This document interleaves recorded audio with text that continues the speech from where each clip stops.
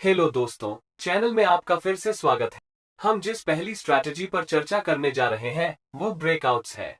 आप पूछ सकते हैं कि ब्रेकआउट्स क्यों? बात बस इतनी है कि ब्रेकआउट ट्रेडिंग रोमांचक हो सकती है।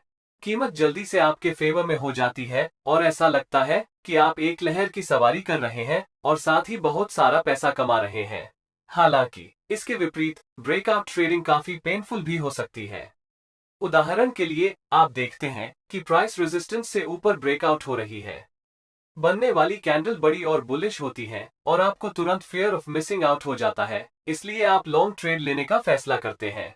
और जैसे ही आप स्ट्रॉन्ग अप मूव की उम्मीद में ट्रेड में एंटर करते हैं, प्राइसेस 180 डिग्री रिवर्स हो जाती है। और इससे पहले कि आप इसे जाने, आपने हाइस खरीद लिया और अब आपका स्टॉप लॉस हिट हो गया है।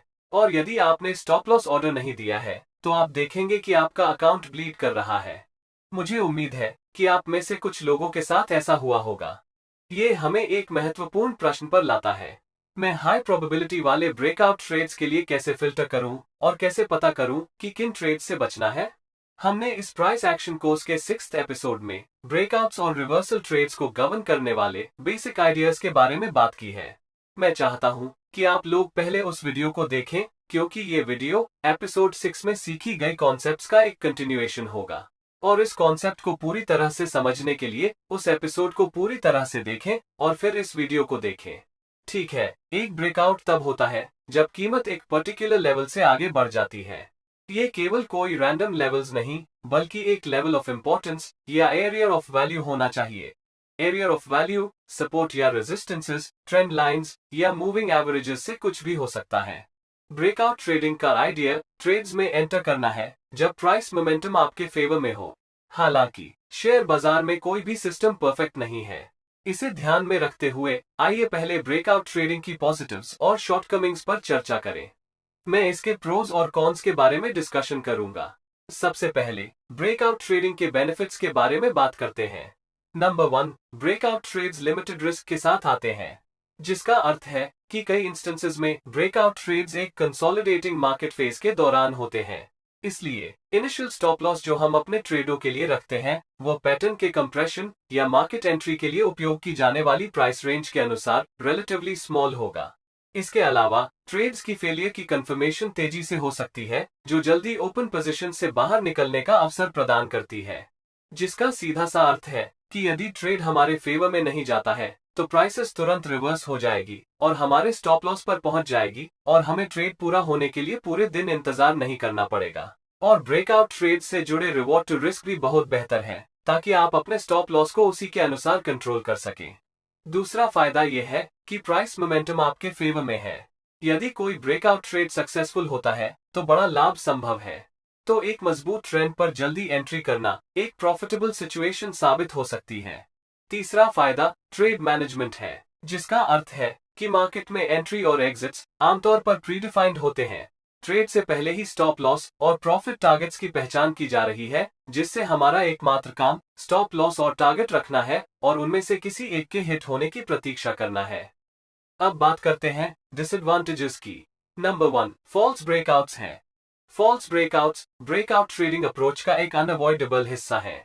इससे कोई फर्क नहीं पड़ता कि ब्रेकआउट की पहचान करने में उपयोग की जाने वाली प्रोसीजर कितनी अच्छी है या मार्केट को क्वांटिफाई करने में आपका सिस्टम कितना अच्छा है।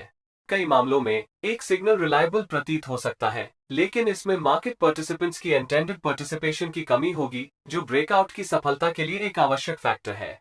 दूसरा ड्रॉबैक अपॉर्चुनिटी कॉस्ट से जुड़ा है। ऑप्टिमल ब्रेकआउट ट्रेडिंग सेटअप्स बार बार नहीं होते हैं, इसलिए ब्रेकआउट सेटअप्स की खोज करना अक्सर मार्केट में अन्य अवसरों का पीछा करने के बजाय एक ट्रेडर को साइडलाइंस पर छोड़ सकता है, या सरल शब्दों में ब्रेकआउट ट्रेड्स की संख्या कम होती है या इसका पता लगाना कठिन होता है।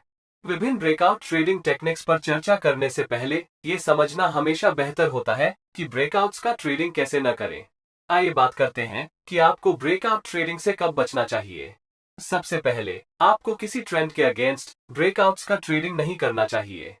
ट्रेंड के खिलाफ ट्रेडिंग करना काफी इरेशनल बात है और आपको ऐसा करने की आवश्यकता नहीं है।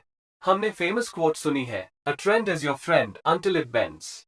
तो देखते हैं कि ट्रेंड के साथ ट्रेडिंग करना आपको इसके खिलाफ जाने की तुलना में अधिक फेवरेबल पोजीशन में क्यों रखता है। जब ट्रेंड के साथ या ट्रेंड की डायरेक्शन में चलते हैं तो हमें जो प्राइस मूव्स मिलती है वह बहुत अधिक मजबूत होती है और ट्रेंड के खिलाफ ट्रेड करते समय के प्राइस मूव्स की तुलना में लॉन्गर पीरियड्स तक चलती है। उदाहरण के लिए उन बुल ट्रेडर्स को देखें जिन्होंने एक बेरिश मार्केट में लॉन्ग पोजीशन ली है। इन अप मूव्स को देखें जो ट्रेंड के अगेंस्ट ट्रेड करने के परिणामस्वरूप हुई है। ये अप मूव्स शार्प हैं लेकिन बहुत लिमिटेड हैं। कैंडलस्टिक्स के आकार से आप देख सकते हैं कि बुल्स की ताकत बेयर्स की तुलना में बहुत कमजोर है। यदि आप ट्रेंड के अगेंस्ट ट्रेड करना चाह रहे हैं तो आप देख सकते हैं कि प्राइस मूव्स में वास्तव में बहुत अधिक ताकत नहीं है या प्राइस मूव्स बहुत कमजोर है। बदले में इसका मतलब है कि इन ट्रेड से होने वाले गेन्स काफी लिमिटेड हैं क्योंकि आप ट्रेंड के खिलाफ ट्रेड कर रहे हैं। इसी तरह यदि आप ब्रेकआउट का ट्रेड करना चाहते हैं तो मैं आपको स्ट्रॉन्ग सजेशन दूंगा कि ट्रेंड के अगेंस्ट ट्रेडिंग न करें। और मान लीजिए कि आप ट्रेंड के अगेंस्ट एक ब्रेकआउट ट्रेड करना चाहते हैं, मैं कहूंगा कि संभावना है कि ये ब्रेकआउट वास्तव में बहुत दूर जाने वाला नहीं है क्योंकि आखिरकार आप ट्रेंड के खिलाफ ट्रेड कर रहे हैं। क्या होने की संभावना है कि भले ही ये ब्रेकआउट हो जाए लेकिन ज्यादा ऊपर नहीं जाएगा, यह अंततः नीचे गिर जाएगा जिससे आपको फॉल्स ब्रेकआउट मिलेगा। इसलिए आपको ट्रेंड के अगेंस्ट ट्रेड करने के बारे में जागरूक होना होगा, चाहे आप ब्रेकआउट्स, पुलबैक्स या जो भी एंट्री तकनीक आप उपयोग कर रहे हो। यह आमतौर पर ट्रेडिंग के लिए फेवरेबल सिचुएशन नहीं है। चलो आगे बढ़ते हैं। जब कीमत मार्केट स्ट्रक्चर से दूर हो तो आप ब्रेकआउट्स का ट्रेडिंग नहीं करना चाहते। हमने इस प्राइस एक्शन कोर्स की दूसरी एपिसोड में मार्केट स्ट्रक्चर्स के बारे में बात की है। सबसे महत्वपूर्ण बात जो मुझे आपको बतानी है वह ये है कि आप जो भी मार्केट्स देख रहे हैं, चाहे वह बुलिश हो या बेरिश हो, किसी भी टाइम फ्रेम में, चाहे वो स्विंग या इंट्राडे टाइम फ्रेम हो, जिन प्रिंसिपल्स पर हम चर्चा कर रहे हैं वे अनिवार्य रूप से सभी सिचुएशंस के लिए इक्वल हैं और सभी पर समान रूप से अप्लाई होता है। चाहे वो 4 घंटे की टाइम फ्रेम हो, डेली, वीकली या आवरली टाइम फ्रेम हो, यह उन सभी पर समान रूप से अप्लाई होती है। अभी हम जो देख रहे हैं वो एक बहुत अच्छा अप ट्रेंड है। इस समय आप देखते हैं कि प्राइस एक ऐसे पॉइंट पर ट्रेड कर रही है जो स्ट्रक्चर से बहुत हाई है और कुछ फोमो ट्रेडर्स इस चार्ट को देखेंगे और एक लॉन्ग पोजीशन लेने का फैसला करेंगे इससे पहले कि कीमत उनके बिना और ऊपर ट्रेड करे। इसलिए वे एक हाई प्राइस पर लॉन्ग ट्रेड में एंटर करते हैं। लेकिन इतनी हाई प्राइसेस पर लॉन्ग जाने में क्या दिक्कत है, हम एक उदाहरण के आधार पर चर्चा करेंगे। इसके बारे में सोचो, आप अपना स्टॉप लॉस कहां लगाने जा रहे हैं, या दूसरे शब्दों में स्टॉप लॉस लगाने के लिए आपके लिए लॉजिकल प्लेस कहां है? पॉसिबल आंसर पिछला रेजिस्टेंस लेवल है जिसमें प्राइस गिरने पर सपोर्ट बनने की संभावना है। ये वह लेवल है जिस पर आपको अपना स्टॉप लॉस लगाने के लिए भरोसा करने की आवश्यकता है। और स्पष्ट रूप से आप स्टॉप लॉस को बिल्कुल इस लेवल पर भी नहीं रखना चाहते हैं क्योंकि प्राइस इस लेवल पर आ सकती है और आपके स्टॉप लॉस को तुरंत हिट करने के बाद ऊपर जा सकती है।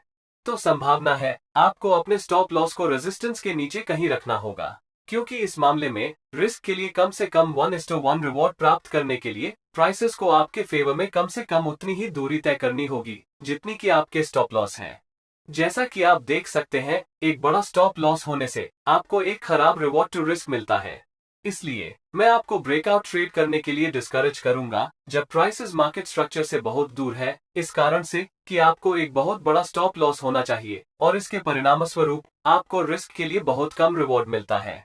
अब हम समझ गए हैं कि क्या नहीं करना है, तो हम ब्रेकआउट ट्रेडिंग की विभिन्न तकनीकों को सीखने के लिए तैयार हैं। एक प्रोफेशनल की तरह हाई प्रोबेबिलिटी वाले ब्रेकआउट ट्रेड्स की पहचान कैसे करें? जब आप हाई प्रोबेबिलिटी वाले ब्रेकआउट ट्रेड्स की पहचान करना चाहते हैं तो ये 2 बातें ध्यान में रखनी चाहिए। नंबर 1, आप ट्रेंड के साथ ट्रेड करना चाहते हैं या ट्रेंड की डायरेक्शन में ट्रेड करना चाहते हैं। और दूसरी बात, आप मार्केट स्ट्रक्चर या एरिया ऑफ वैल्यू के पास ट्रेड करना चाहते हैं। चलो इन दोनों को विस्तार से समझते हैं। आइए ट्रेंड ट्रेडिंग ब्रेकआउट स्ट्रैटेजी के साथ शुरुआत करें। अब तक आप ट्रेंड के साथ ट्रेड करने के विचार से परिचित होंगे क्योंकि पहले मैंने आपको ट्रेंड के खिलाफ ट्रेड करने से डिस्करेज किया था और मैंने आपको ट्रेंड के डायरेक्शन पर ट्रेडिंग करने के लिए एनकरेज किया। एक इंट्राडे ट्रेडर या एक स्विंग ट्रेडर के लिए हम कहते हैं तो एक स्ट्रॉन्ग ट्रेंड में प्राइस 20 पीरियड के मूविंग एवरेज से ऊपर रहती है। इसलिए यदि आप मूविंग एवरेज या यहां तक कि ट्रेंड लाइन तक पुलबैक की प्रतीक्षा कर रहे हैं तो अक्सर आप निराश होंगे। ऐसा इसलिए है क्योंकि आपके द्वारा एक लॉन्ग पोजीशन को एंट्री करने में सक्षम होने के बिना बाजार में हाई मोमेंटम जारी रहेगी। बात यह है कि पुलबैक ट्रेडिंग के लिए एक विशेष समय होता है, लेकिन यह निश्चित रूप से तब नहीं है जब मार्केट एक स्ट्रॉन्ग ट्रेंड में हो। हम आने वाले एपिसोड्स में पुलबैक ट्रेडिंग सिस्टम्स पर चर्चा करेंगे। ऐसे सिनेरियो में आप पुलबैक के बजाय ब्रेकआउट ट्रेड करना चाहते हैं।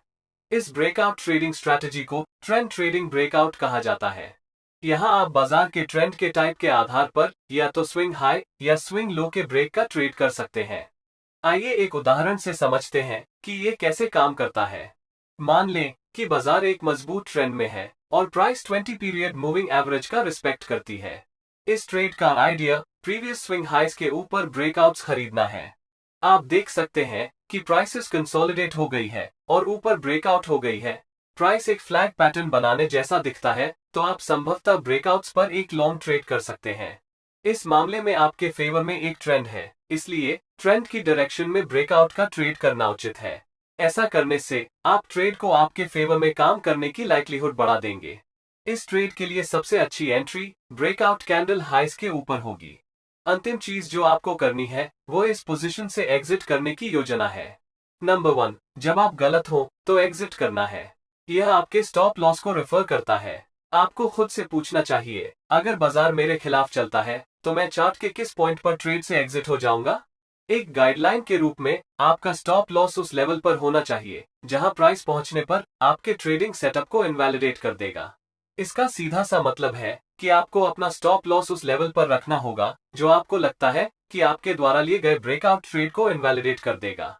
इस मामले में अपने स्टॉप लॉस को स्विंग लोस के नीचे 180R बफर के साथ सेट करें, या आप बस स्टॉप लॉस को ट्रेंड लाइन के नीचे या 20 मूविंग एवरेज से भी नीचे रख सकते हैं।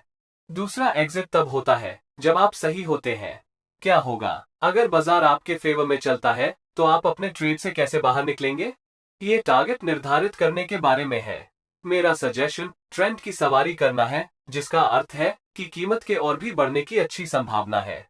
एक इंट्राडे ट्रेडर के लिए अपने टारगेट को अगले पोटेंशियल हाई पॉइंट या स्विंग हाई के रूप में रखें, जो वास्तव में पहचानना मुश्किल है, या ये नियरेस्ट रेजिस्टेंस लेवल भी हो सकता है।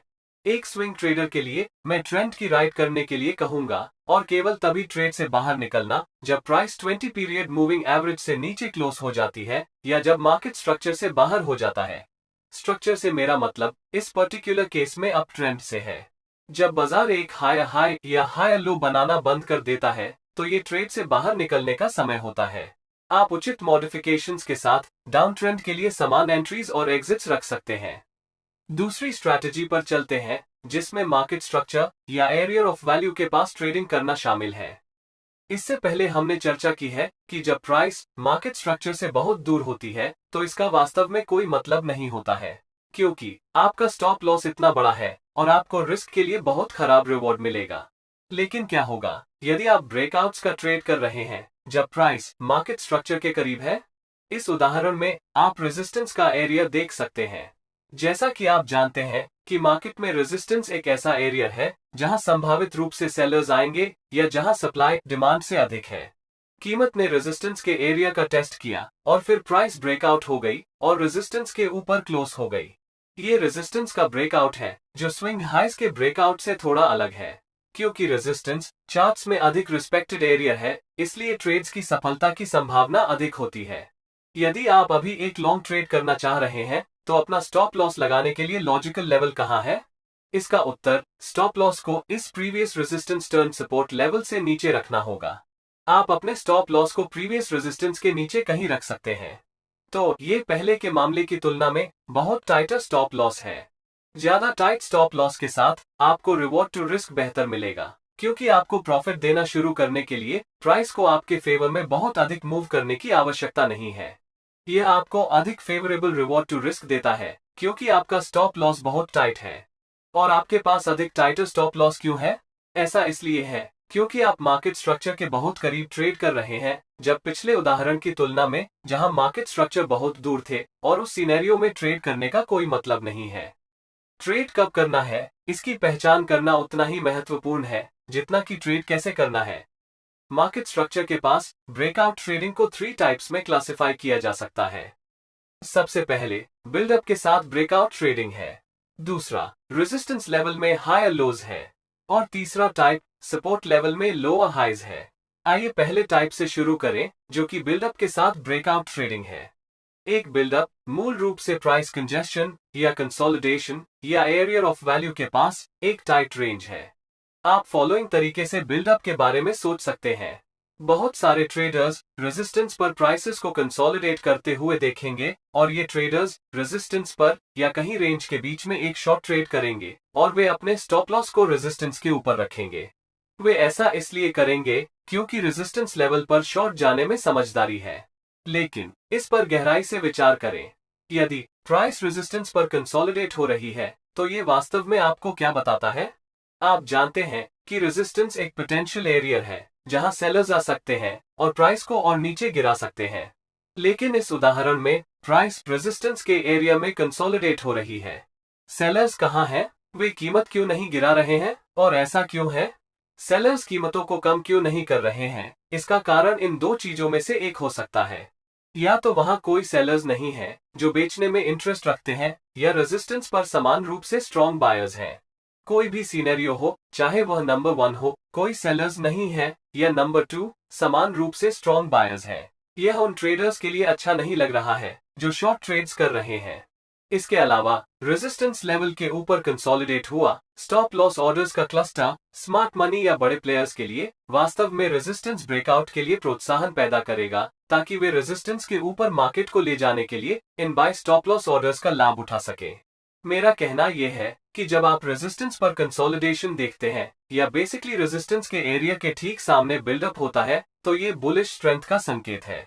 फिर से इस सिनेरियो में मैं एक लॉन्ग ट्रेड करना चाहूंगा, या मेरी ट्रेड एंट्री तब होगी जब कीमत ब्रेकआउट कैंडल हाइस के ऊपर ट्रेड करेगी और मैं अपना स्टॉप लॉस रेजिस्टेंस लेवल के नीचे रखूंगा, यानी बिल्डअप या कंसोलिडेशन के लो से नीचे, या आप इसे रेजिस्टेंस के नीचे ATR वैल्यू के लगभग 2 गुना बफर के साथ रख सकते हैं। जब टारगेट के बारे में बात करते हैं तो मेरा टारगेट नियरेस्ट मार्केट स्ट्रक्चर होगी। इस मामले में यह अगला रेजिस्टेंस लेवल है। अपने चार्ट को देखें, ध्यान दें कि प्राइसेस सपोर्ट और रेजिस्टेंस एरियाज तक कैसे पहुंचता है। अपने आप से पूछें कि यदि सपोर्ट एरिया में कंसोलिडेशन होता है और आप क्या करेंगे? नीचे कमेंट करें। इसलिए जब भी मैं ब्रेकआउट्स का ट्रेड करता हूं तो बिल्डअप एक कोर कॉन्सेप्ट है। हालांकि इसके कई वेरिएशंस हैं। उदाहरण के लिए, जब आप रेजिस्टेंस में हाई लोज देखते हैं तो क्या ये स्ट्रेंथ या वीकनेस का संकेत है? इसके बारे में सोचने के लिए कुछ समय निकालें। जब आप रेजिस्टेंस में हाई लोज देखते हैं तो ये क्या इंडिकेशन देता है? यह आपको बताता है कि ज्यादा सेलिंग प्रेशर नहीं है या सेलर्स कमजोर हैं। इसने ये भी संकेत दिया कि हाई प्राइसेस का सपोर्ट करने के लिए मजबूत बाइंग प्रेशर है। और ध्यान देने वाली अंतिम बात यह है कि रेजिस्टेंस के ऊपर क्लस्टर किए गए बाय स्टॉप लॉस ऑर्डर्स हैं जो उन सेलर्स द्वारा रखे जाते हैं जिन्होंने रेजिस्टेंस से शॉर्ट ट्रेड किए हैं। स्पष्ट रूप से ये बुलिश स्ट्रेंथ का संकेत है। अब आप इस चार्ट पैटर्न से परिचित हो सकते हैं। इसे एक असेंडिंग ट्रायंगल पैटर्न कहा जाता है। इसलिए यदि आप इस तरह का पैटर्न देखते हैं तो इसका मतलब है कि मार्केट में अपवर्ड प्राइस मोमेंटम आ सकती है। यहां भी ठीक ऐसा ही सिचुएशन है। इस मामले में आपको लॉन्ग पोजीशंस लेनी चाहिए। Trade entry breakout candle high से ऊपर होनी चाहिए और आपका stop loss most recent high low से थोड़ा नीचे होना चाहिए। और अंत में ट्रेड के लिए आपका टारगेट नेक्स्ट नियरेस्ट रेजिस्टेंस होना चाहिए, या ये फर्स्ट हाई लो लेवल और रेजिस्टेंस लेवल के बीच की डिस्टेंस के बराबर होना चाहिए जिसे रेजिस्टेंस लेवल से ऊपर प्रोजेक्ट करे। अब आइए एक ऐसी स्थिति पर नजर डालते हैं जहां प्राइस ब्रेकडाउन हो जाती है। हमने पहले जो सीखा है यह उसका ऑपोजिट है। जब भी आप सपोर्ट लेवल में लोअर हाइज देखते हैं तो यह आपको 3 चीजें बताता है। नंबर 1, बाइंग का कोई प्रेशर नहीं है या बायर्स कमजोर हैं। नंबर 2, सेलिंग का जबरदस्त दबाव प्राइसेस को और भी नीचे धकेल रहा है। और number 3, sell stop loss orders को सपोर्ट के नीचे क्लस्टर किया जाता है जो उन बायर्स द्वारा रखे जाते हैं जिन्होंने सपोर्ट लेवल से लॉन्ग एंट्री ली थी। जाहिर तौर पर यह खरीदारी में कमजोरी का इंडिकेशन है। आप इस चार्ट पैटर्न से परिचित हो सकते हैं। इसे डिसेंडिंग ट्रायंगल पैटर्न कहा जाता है। यदि आप ऐसा पैटर्न देखते हैं तो इसका मतलब है कि बाजार नीचे की ओर ब्रेकआउट हो सकता है। इस मामले में हमें ब्रेकआउट कैंडल के लो लेवल के नीचे एक शॉर्ट ट्रेड में एंटर करना चाहिए जब ब्रेकआउट कैंडल सपोर्ट लेवल के नीचे क्लोज हो जाता है। स्टॉप लॉस को रीसेंट लो हाई से ऊपर रखा जा सकता है या इसे सपोर्ट लेवल से ऊपर 2 ATR बफर के साथ रखा जा सकता है। और अंत में टारगेट्स के बारे में बात करते हैं। इस मामले में टारगेट अगला सपोर्ट लेवल होना चाहिए या ये फर्स्ट लोअर हाई लेवल और सपोर्ट लेवल के बीच की डिस्टेंस के बराबर होना चाहिए, जिसे सपोर्ट लेवल से नीचे प्रोजेक्ट करे। आगे बढ़ते हुए अब एक हाईली प्रॉफिटेबल ट्रेडिंग सिनेरियो पर नजर डालते हैं। होने वाले एक्सप्लोसिव ब्रेकआउट ट्रेड्स की पहचान कैसे करें? बात यह है कि मार्केट्स हमेशा बदलता रहता है। ये एक रेंज से एक ट्रेंड की ओर और एक ट्रेंड से एक रेंज तक चलता है, और मार्केट जितनी अधिक देर तक एक रेंज में रहता है उतनी ही एक्सप्लोसिव तरीके से वह टूटता है। लेकिन क्या ये सच है? ये सच है, क्योंकि बाजार जितने लंबे समय तक एक रेंज में रहता है, मार्केट में उतने ही अधिक ऑर्डर्स दिए जाते हैं। बुलिश ट्रेडर्स ब्रेकआउट पकड़ने की उम्मीद में रेजिस्टेंस के ऊपर बाय ऑर्डर्स देंगे। इसी तरह बेरिश ट्रेडर्स रेजिस्टेंस पर शॉर्ट ट्रेड्स करेंगे और वे रेजिस्टेंस के ऊपर अपना बाय स्टॉप लॉस ऑर्डर्स देंगे। जैसे जैसे समय बीतता जाएगा, आपको रेजिस्टेंस लेवल के ऊपर भारी क्वांटिटीज में बाय ऑर्डर्स मिलेंगे। किसी मौके पर अगर प्राइस रेजिस्टेंस से बाहर ब्रेकआउट होने में सफल हो जाता है, तो ये बाय ऑर्डर्स के इन सभी क्लस्टर्स को ट्रिगर करेगा, जो मजबूत बाइंग प्रेशर को प्रेरित करेगा और बाजार को ऊपर ले जाएगा। इसलिए यदि आप हाई प्रॉफिटेबिलिटी वाले एक्सप्लोसिव ब्रेकआउट ट्रेड्स की पहचान करना चाहते हैं, तो आपको मार्केट्स के लंबे समय तक एक रेंज के भीतर रहने पर पूरा ध्यान देना होगा, क्योंकि प्राइस एक रेंज में जितना अधिक समय तक रहता है उतना ही एक्सप्लोसिव ब्रेकआउट होता है और हम अधिक लाभदायक बनते हैं। तो आज के लिए बस इतना ही। अगर आपने आज कुछ नया सीखा है तो कृपया इस वीडियो को लाइक करें और अपकमिंग कोर्सेज के लिए चैनल को सब्सक्राइब करें।